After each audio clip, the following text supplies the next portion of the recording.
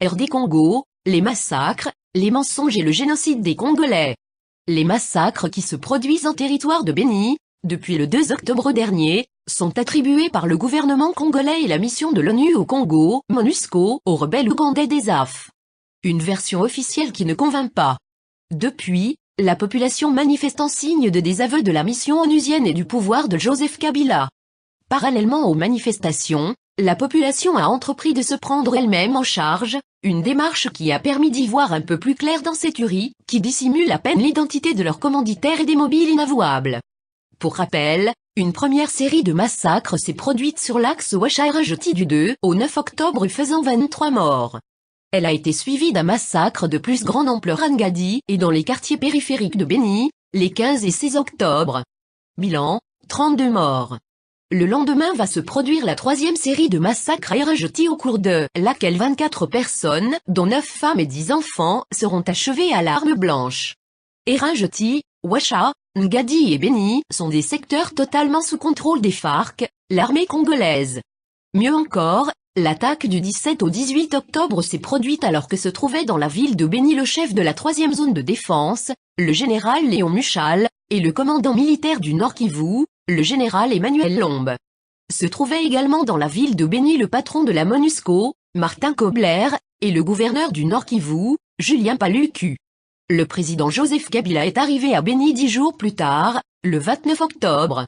La nuit de son arrivée, 14 personnes ont été massacrées dans la localité de Kampiachui. Et, le 2 novembre, au lendemain de son départ, 8 personnes ont été tuées dans le quartier Bel Air en périphérie et de Béni. En l'espace d'un mois, les différents carnages ont coûté la vie à 120 personnes dans des zones pourtant totalement sous contrôle de l'armée et des casques bleus. Un ennemi qui attaque dans des conditions pareilles est soit fou, soit suicidaire. Il n'en est rien. À chaque fois, les assaillants repartent sans que les milliers de militaires et les casques bleus, qui quadrillent la région, ne soient en mesure d'en capturer un seul. Le doute sur l'identité AF des assaillants ne tarde pas à prendre forme. Le doute sur l'identité AF des assaillants. On parle bien de rebelles ougandais, hostiles au régime de Yoweri Museveni, mais qui, bizarrement, ne mènent aucune attaque contre l'Ouganda.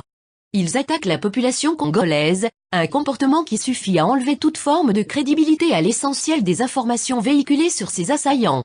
Nous sommes en présence d'une violence politico-militaire visant le Congo et la population congolaise. Rien à voir avec un quelconque mouvement islamiste hostile à l'Ouganda. Des témoignages ne tardent pas à affluer. À Ngadi, des témoins ont aperçu les assaillants en train de boire avant de passer à l'attaque. Des islamistes qui boivent. La population de Béni n'est pas la seule à rejeter la version officielle.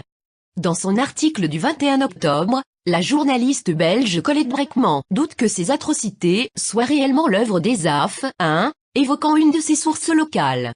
L'ancien ministre des Affaires étrangères, Mbuzanya Mwizi, originaire de Béni, enfonce le clou en accusant le général Mundo, un proche de Joseph Kabila, d'être à la fois le commandant des FARC et des AF, Le discrédit des autorités qui en résulte est tel que la population décide de prendre les choses en main, une démarche citoyenne qui permet d'y voir beaucoup plus clair, quelques suspects capturés ayant livré la face cachée de cette affaire des AF. En effet, après la troisième série de massacres, plusieurs individus ont été capturés par la population 3. Ils avaient des machettes dans leurs bagages et arrivaient à Béni par la route du Sud. Ils avaient été trahis par leur accent et la difficulté qu'ils avaient à s'exprimer en swahili.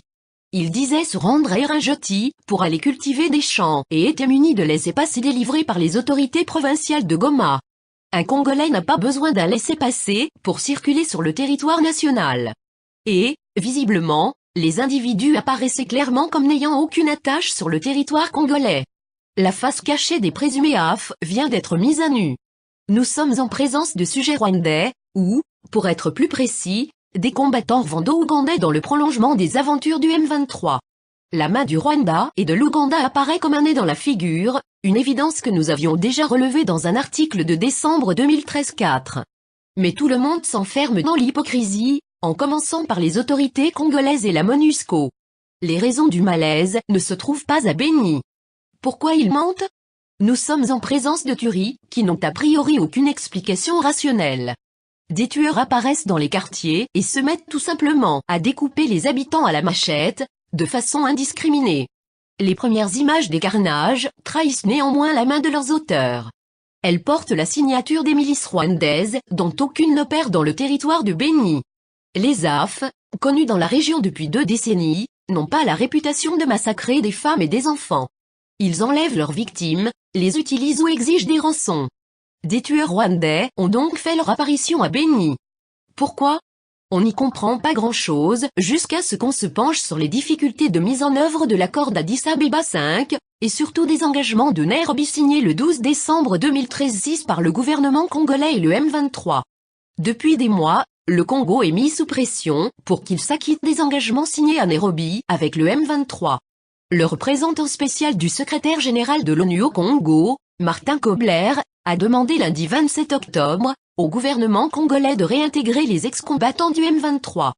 Plusieurs signaux et des sources concordantes annonçaient que ces combattants sont toujours actifs, s'organisent et sont au point de frapper. Mais Joseph Kabila est dans une situation inconfortable.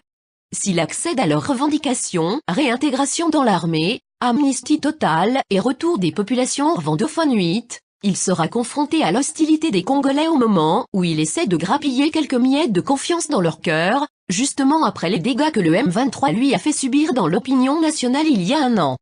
Kabila est donc obligé de faire la sourde oreille.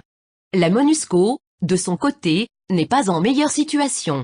Si elle avoue devant la face du monde que des éléments liés au M23 ont massacré la population dans l'est du Congo, on imagine aisément le tollé international auquel elle devrait faire face.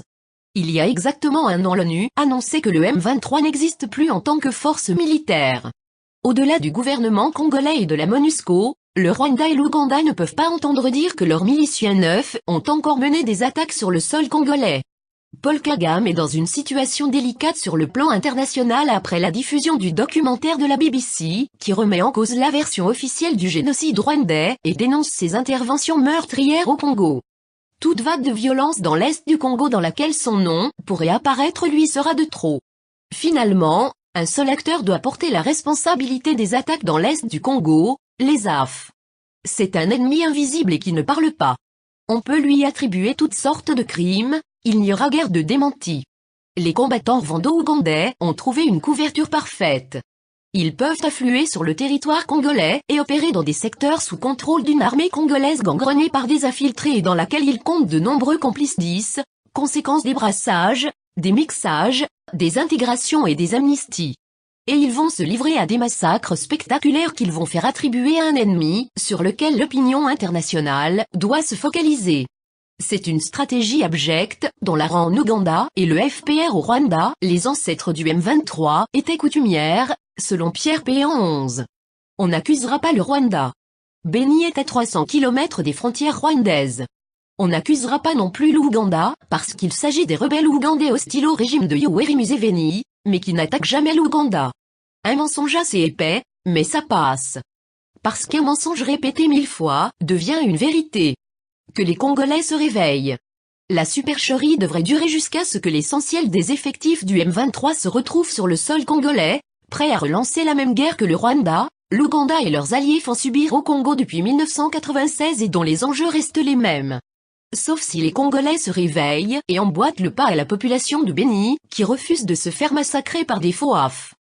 Parce que même si le Congo a perdu 6 millions de ses habitants du fait de cette guerre qui perdure sous diverses formes, il faut toujours garder à l'esprit que chaque massacre supplémentaire crée des souffrances bien particulières. Il se traduit par l'arrivée de nouveaux orphelins, de nouvelles veuves, de nouveaux veufs et de nouvelles familles traumatisées à jamais. Pour la communauté internationale, la MONUSCO, le Rwanda, l'Ouganda et même le régime de Joseph Kabila, ces tueries font partie des stratégies et de la géopolitique. Mais pour les Congolais il s'agit de se faire tuer comme une bête ou de lutter pour sa survie. C'est donc aux Congolais eux-mêmes, en tant que peuple, qu'il revient de se mobiliser, surtout à Kinshasa, pour mettre fin à ce génocide mené sur fond de mensonges. À 6 millions de morts, un peuple doit pouvoir se lever et dire ça suffit. Autrement, ces massacres vont se reproduire leurs auteurs étant quasiment assurés de la totale impunité. 12. Boniface Musavuli. La terreur revient à Béni, le carnet de Colette Breckman, 4 novembre 2014.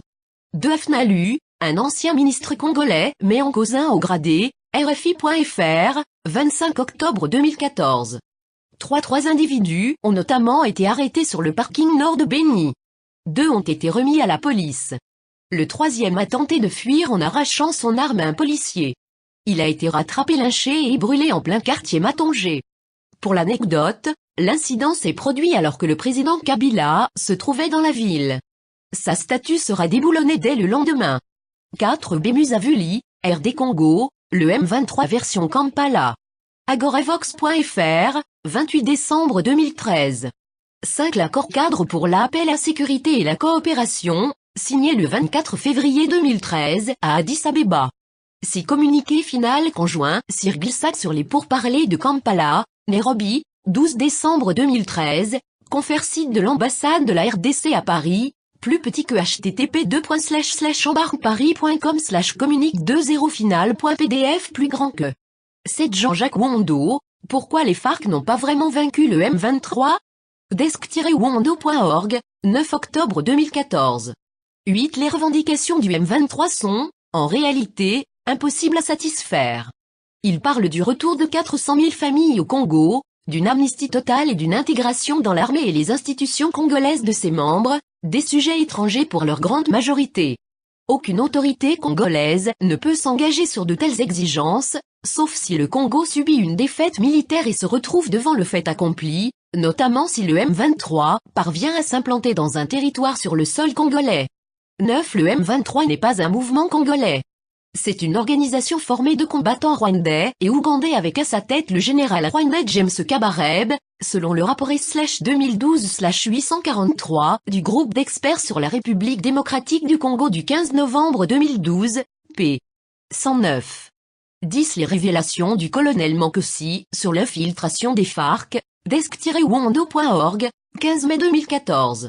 11 Pierre Péan, Carnage, les guerres secrètes des grandes puissances en Afrique, éditeur Fayard, 2010, pp.